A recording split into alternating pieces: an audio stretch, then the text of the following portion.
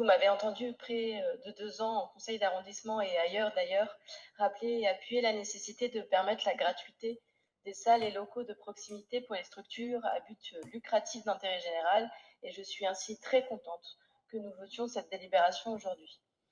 J'aimerais quand même rappeler que depuis plus d'une dizaine d'années, les associations sont fragilisées par des fortes tensions budgétaires et institutionnelles.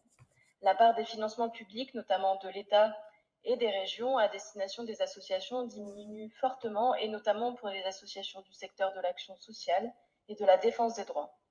De plus, avec la réforme de l'ISF, les dons des particuliers aux associations se sont effondrés de plus de moitié en 2018, passant de 270 millions d'euros à 112 millions d'euros de dons.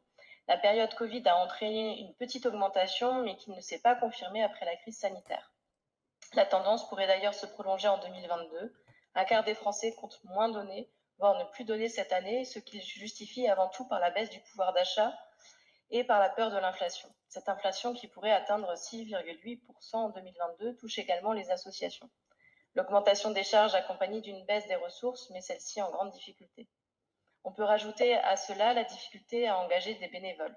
Le nombre de bénévoles est passé de 24% en 2019 à 20% en 2022. Le constat est national, pas une association n'est épargnée par la baisse des effectifs de ses bénévoles.